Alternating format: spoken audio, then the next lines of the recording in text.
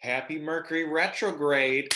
He's back. Yeah, I know. I took a few months off. He needed to focus on himself. He was focusing on other endeavors. There's a lot in the works. Stay tuned for 2022. That Jupiter Neptune conjunction is on my ascendant, but that's in the future. You're here to learn about October 2021. So let's jump into it, shall we? Okay, so the first transit we're going to talk about is a little gnarly, not going to lie, since Pluto is involved. But at the end of the day, no transit is good or bad. You know, this is not a Marvel movie or this isn't DC. This is real life, right? And there's shades of gray, there's different aspects to things. And as you know, I'm the king of squares, right? I'm Mr. Square. And so the first aspect is Mercury square to Pluto.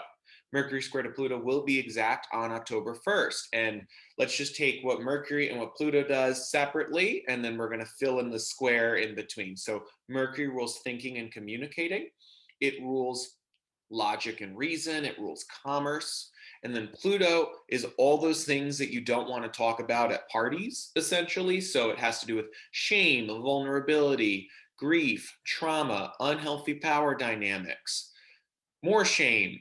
And then also, you know, the big three that people always bring up with Pluto is death, rebirth, and transformation. Typically in the metaphorical context, it can rule the literal. There's other significations for the literal as well. Now, a square is a 90-degree hard aspect between two planets, and it is very much tied to tension.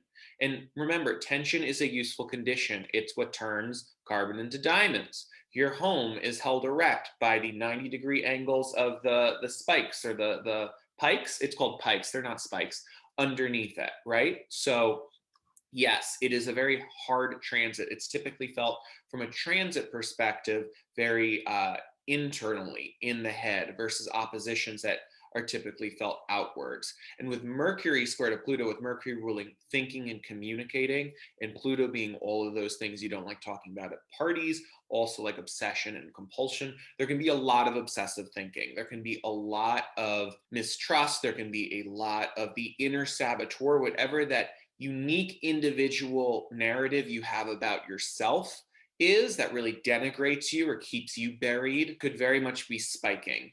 It's really important at this time that you're actively listening. You know, with a square and Mercury's involvement, you know, it definitely depends on what the other component is, but always when there's a square, we tend to shut the other form of communication down, which has to do with listening. We're really in our own head because that inner narrator is very loud. So it's very important that you're going through lengths to really listen during this time.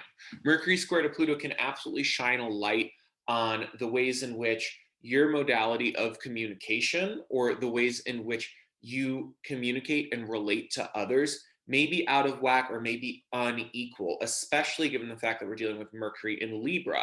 And Libra is all about integration and collaboration with others. Very much is about I with another. So this transit could spotlight, especially in the ways in which you talk with and other people talk with you, that you have one-on-one relationships with, how they are uneven or unhealthy. And definitely, you know, in the wake of that, making some sort of modifications, really trying to address that situation.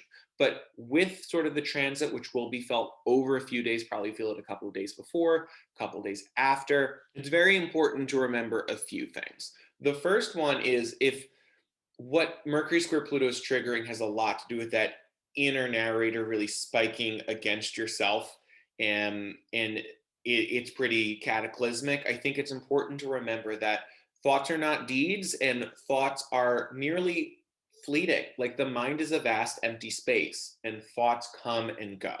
So what I would recommend is really unsticking to your thoughts if you can, or trying to create some separation. Acknowledging them as thoughts is one big first step.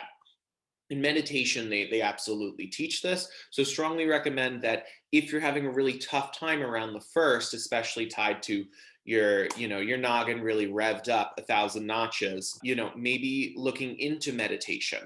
Now, if what's really coming to light with the Mercury square to Pluto is actually expressed like outwardly, and you're aware of some unhealthy kind of communication or unhealthy dynamic in regards to how others are relating to you or speaking to you, in that moment, it's really important to be receptive to exactly what is coming at you and discerning that, right? Not having any sort of rose colored glasses about it, seeing it for what it is so that in the wake of this transit, you can address it appropriately. It's not an easy transit, but it typically does lead to, as all Pluto transits do, some sort of shedding of the old self in order to be reborn into a new. So the next transit is on October 6, 2021 at 4:05 a.m. Pacific, or convert for your time zone accordingly. And it's the new moon in Libra. Happy new moon. So the new moon in Libra is when the sun and the moon are at the same degree of the sign of Libra. And as you can see, it's happening at 13 degrees of Libra. So if you have anything around the 13 degree for air or fire signs, or for cardinal signs, this lunation is especially potent. Nonetheless, very important to look in your chart where 13 degrees of Libra is, because that's exactly sort of that's really like where the themes in your life are especially potent and directed towards for this lunation. So if you do any sort of manifestation work with the new moon, you do any sort of ritual around it, I would incorporate those house themes individual to you. As you can see from this chart, the sun and the moon are not the only two things at 13 degrees of Libra. Mars is also at 13 degrees of Libra, and the three of them together in one kind of blurry trio is opposite Chiron in Aries. It's a 3-degree opposition, but nonetheless, it would still be strong, it would still be tight. And the reason why this is important is the interpretation for this new moon, given that new moons signify ushering in a new cycle. Typically, a day or two after is when we plant seeds or when we really take those next steps. And this new moon would be tied to what are the ways in which, whether it's because you're appeasing others or because you don't want to directly confront your wounds, you are not confronting your wounding. Because for a lot of us, our wounds are really what, whether we are aware of it or not, hold us down, keep us in self-effacing patterns of thought and behavior, really keep us stagnant and stuck. And a new moon cycle is ushering in fertile ground, because the moon will then start to wax, it will gain more light. And so really what you can focus on with this new moon is addressing head on your wounding, your individual wounding. Chiron in Aries is I with myself.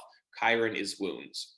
Now, Mars in Libra is very much about not, Mars in Libra's downfall, or the reason why it's considered to be in detriment, is because it doesn't handle conflict head on. It doesn't handle it well. It's too tied to integration and collaboration. It's too Venusian about tackling things hand on.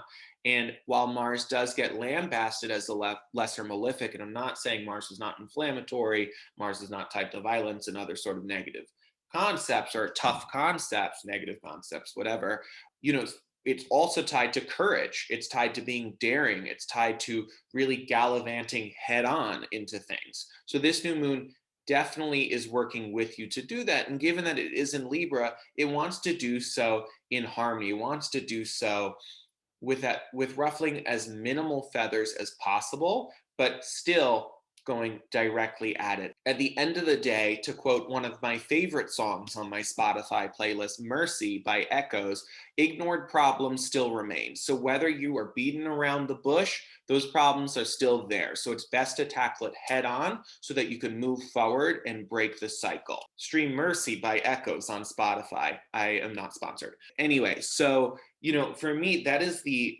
biggest thing about this chart, is that you have this really tight opposition, and Mars is conjunct the new moon in the way that it is. As you can also see, yes, it's within 7 degrees, but it is applying. Mercury is still retrograde at 20 degrees of Libra, applying towards this conjunction. So very likely this is going to be about reviewing, revisiting sort of things that have already come up, things that you are aware of.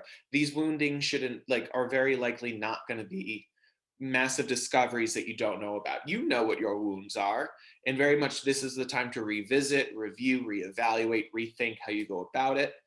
And thankfully, Mercury will turn direct this month. So with that direct energy, maybe you can direct that outwards and channel this new moon accordingly. So the only other thing that I would say about this chart that I think is really important always with new moon and full moon charts is seeing what planet rules the moon. In this context, it's Venus, almost at the 29th degree of Scorpio, conjunct the south node. Venus is tied to values, it's tied to pleasure, it's tied to worthiness. And when it's conjunct the south node, which is very much like a pit, it's like a hole, there can be sort of a lack there of that. So this new moon can feel very sobering, not only because of that Mars conjunction, but because it answers to Venus in a sign that's not totally happy and conjunct the south node. And all of that is motivation for you to really channel that Martian energy directed head on towards, really going after that wounding and trying to take steps towards addressing it the best you can. So on the 7th, we have the first planet or placement entering Sagittarius, which is, I'm all about Sagittarius, given that I'm a Sun, Moon, Mercury, Mars in Sag. And we have Venus entering Sagittarius on the 7th from Scorpio. Venus in Scorpio is brooding. I imagine, given that Venus rules aesthetics, that Venus in Scorpio is very much sort of like we have some guy liner, some eyeliner. We have maybe like a hood of some sort of very fashionable hood, maybe like a fashionable scythe or something. And Venus in Sag is very much going to be some sort of very exotic couture, but also like resort couture, right? Because it's very spontaneous. It's also very go with the flow, if you will. Now, let's remember what Venus rules. Okay, we'll go over here. Venus rules values, it rules worthiness, it rules sense of style and beauty, like I said. From a modern lens, it rules personal finances. And Sagittarius is all about big mind. It's all about being the preacher and the teacher. It's about higher education, world travel, other cultures, long voyages, that sort of thing. Sag is a spontaneous and also a bestial sign. It is half man, half horse, right? It is bestial. So Venus in Sag is going to be pretty impulsive, and it's going to, when it chooses pleasure, it's going to want to indulge a little bit more in that. Sag is ruled by Jupiter. So, of course, Venus and Jupiter together is going to be a lot of indulgence. And that's not a bad thing, right? But definitely, I don't think that Sag is the best at moderation, to be totally honest with you. The high-minded ways to channel Venus and Sag is the following. The first of which is to really do a deep dive into your philosophical or spiritual belief systems. From the modern lens, Sag would be associated with the ninth house. From the traditional lens, Sag is always going to be associated with wisdom at the end of the day. And that Venus is tied to values, really doing an audit or an assessment of how rooted in a philosophy or in any sort of belief system your values are or aren't. And if they aren't, they can be a little hollow that way. So definitely would recommend. Also would recommend, that would be very saggy, is to look towards other cultures or traditions, whether it's Eastern cultures like Buddhism or Taoism, or just other cultures other than your own. Those are two really high-minded ways to like approach values from a Venus and Sag way. Now, when it comes to pleasure, of course, being a little more spontaneous about it is good, within reason, of course, because the indulgence, and then I recognize we're still in a pandemic, of course. If you are partnered, Venus and Sag is a good time to do things spontaneously. If you know your partner's love languages, to do things spontaneously according to their receptive love languages or according to your expressive love languages. Yeah, go be a beast. Okay, let's see. What's the next transit? Now, on the 18th, Mercury turns direct again. Now, it's not a light switch. Mercury is not a light switch, meaning that once Mercury goes direct, it doesn't mean it's flying, at its normal speed by any means. We have about 3 weeks of its post-shadow period, which a lot of other astrologers refer to as its retro shade period. I believe Lisa Stardust and Jessica Lanyadoo are the two incredible astrologers who coined that, or Lisa did, and Jessica uses it a lot. Nonetheless, it's a great term for it. It's its post-shadow period or its retro shade, which basically means we get like 3 more weeks in a declining bell curve of Mercury retrograde, is kind of a very layperson's way of saying it. Mercury's moving slowly. It's not fully functional. So all of the themes around Mercury retrograde are still relevant for those 3 weeks. In my November episode, I'll of course say when Mercury clears its post-shadow period. But just remember, for the rest of the month, while Mercury is direct, so if you're electing charts that really require a strong Mercury or a direct Mercury at the end of the day, it is direct, but it's still moving slowly. Now, on the 18th, which is its station day, it's going to be moving the slowest. So things are especially wonky on station days, meaning that around the 18th, expect transportation, communication, thinking even to really be wonky, and make sure you're dotting your I's, you're crossing your T's, you're charging in your phone, you know, all of those things that you especially need to do around Mercury retrograde. Now, just a little reminder, given that Mercury turned retrograde in September, so I did not talk about this yet, but Mercury retrograde in Libra is absolutely going to be about reevaluating relational intelligence, reevaluating the ways that you relate to others. So regardless of where Mercury is transiting in your chart, there very likely could be ghosts of your past that confront you with that overarching theme.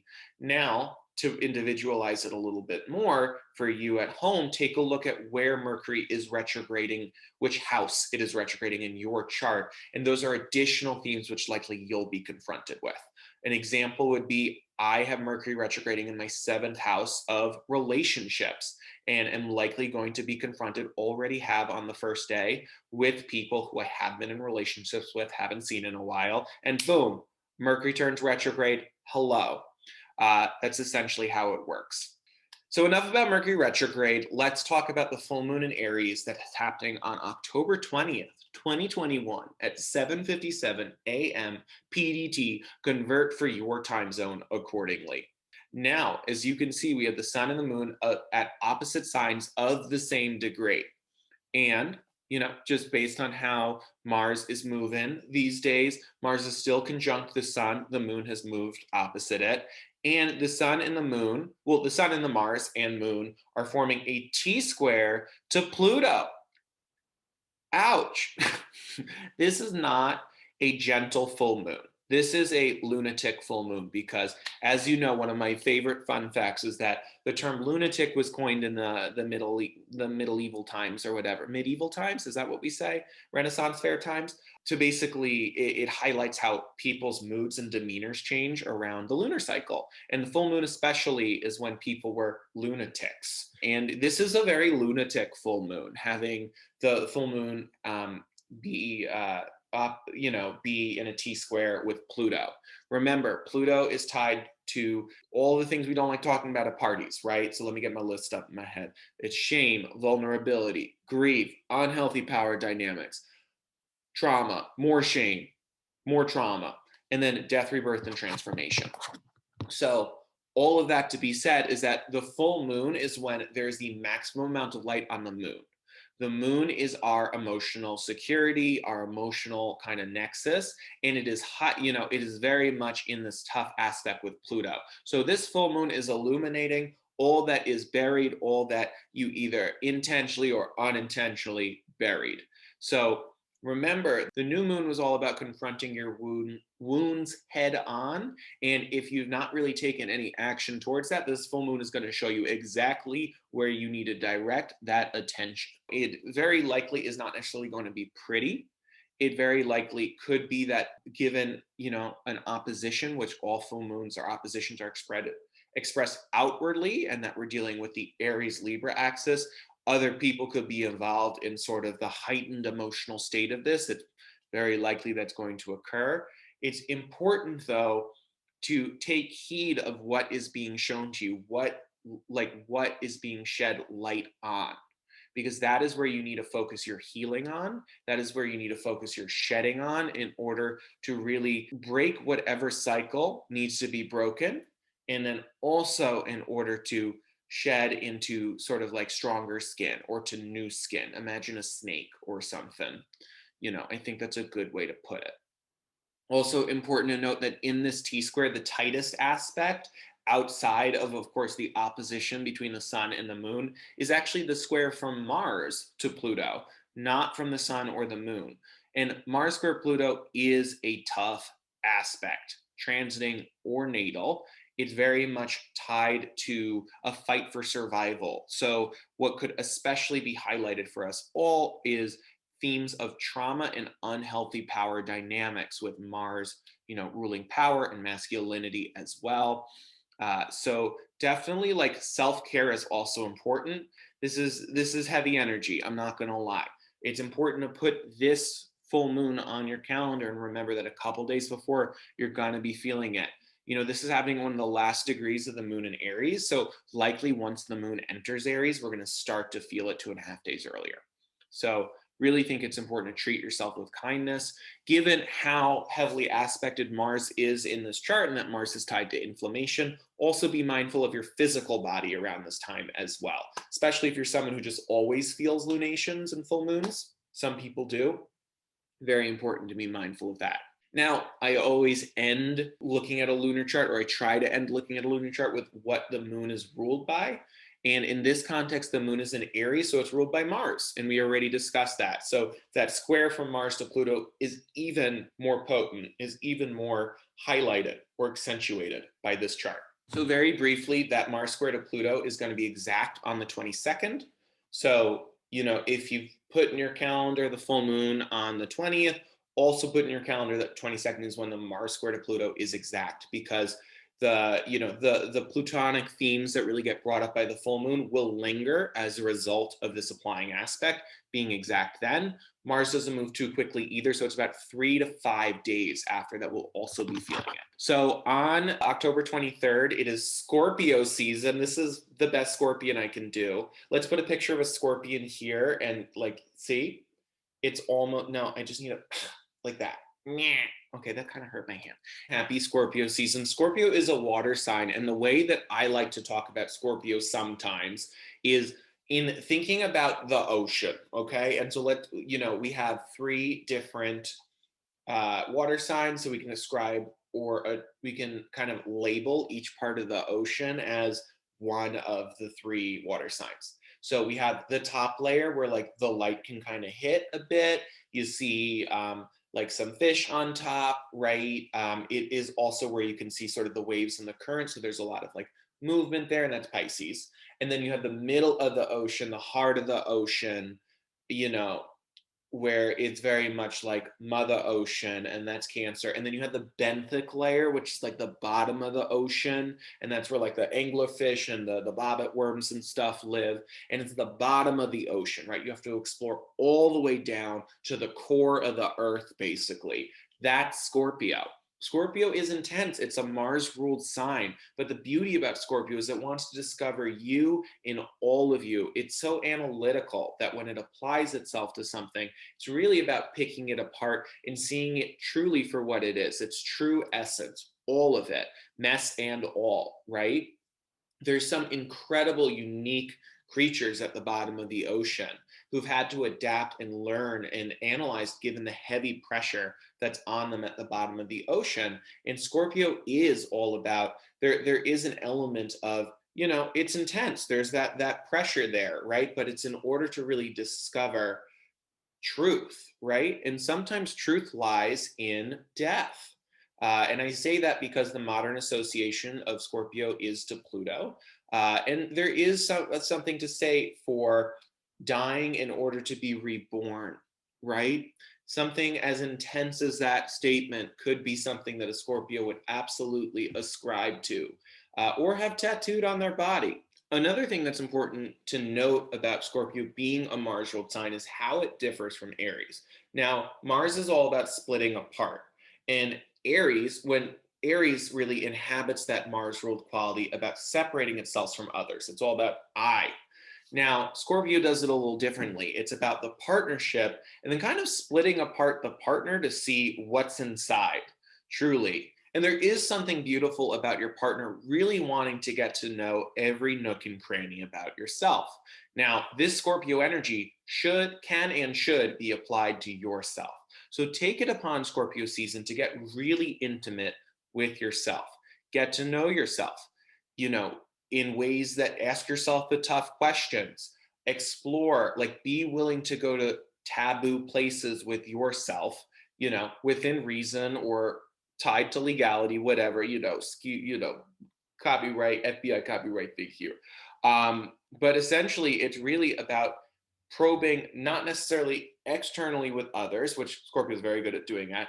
But if you don't have another partner, do it internally, because the inventory can really lead to some incredible insights. And there can be sort of a death and rebirth within yourself of how you relate to or know yourself. So on October 27th, we have Venus square to Neptune, which I'm going to give you the high-minded, I'm going to give you the shadow. Let's go for it. So from a high-minded perspective, Venus square to Neptune is very creative. It absolutely is If you are an artist, if you are a creative, that's an outlet for you. It's very much about anteing up on that. It can really be illuminating in regards to big ideas, especially tied to themes of spirituality as well. Above all, it can really be big picture in a lot of really great ways when it comes to creativity. So I strongly recommend that as an outlet, a self-care mechanism, or if that's your career, really, go into town with that. On the shadow side of things, Neptune does rule fog, it does rule illusion and disillusion. And so Venus squared to Neptune can be a time of rose colored glasses. It can absolutely be a time in which you may not be seeing someone clearly. So it's very important to not only receive someone, but then be discerning about what you're receiving, right? Ariana Grande said it best. I believe I listen mostly to metal, but this is a really good song. It's called In My Head. And she says, what does she say? Give me a second. She says she was checking potential and not credentials or something along those lines. And that's essentially what Venus square Neptune is. It's like you see the potential in someone, you see what could be instead of what's standing right in front of you right now. So that's just one warning in regards to this trans, especially if you just like met someone or you've just been dating for a bit. It's very important to be like rooted in reality, right, of like this present moment, because Venus squared in Neptune is all about dreaming, very much imagination, and it's not necessarily sort of what's right in front of you, what's here and now. That's why it's really good for the creativity side of things. And with dating, it can also be a beautiful time if you do have a partner or you honor a date to do something very fantastical, or to do something very much where you have a spiritual experience with each other. It's not all negative, but it is important to just be mindful of rose-colored glasses. So the last transit I'm going to talk about is Mars is going to enter one of its favorite signs, which is Scorpio. And like I said, Mars is a splitting energy. It's very much about taking one and turning it into two. And when Mars is in Scorpio, that is from an analytical or a probing side of things. So Mars in Scorpio is a time in which we can absolutely really have heightened analytical and probing tendencies, or we can really dip into that. Now, it's also important to note that Mars in Scorpio is not known to necessarily have the softest, the sweetest tongue in the whole world. It can be a little acidic and acerbic. So be mindful about how you go about Mars ruled themes of confrontation and conflict at this time, because you can absolutely kind of go in and split apart too quickly. It's very important to be receptive there's a difference between a confrontation and a conflict, and it is important, if you are going to confront someone, that you're also open to receiving, and that you're not going in just for a kill shot immediately, which would be very much be the Mars and Scorpio tactic, would be to go in for the kill shot immediately. Mars and Scorpio is a time in which you should be courageous and daring about exploring and about probing things that you've been afraid of probing, whether in yourself and with others. I just talked about this with Scorpio season in general, but with the Sun and Mars in Scorpio, that's a double whammy in regards to really leveling up on that courageousness tied to exploring the depths of yourself and others, with yourself really exploring areas that you typically don't venture into, especially tied to things that may be a little taboo, or a little that you don't are a little afraid of, right?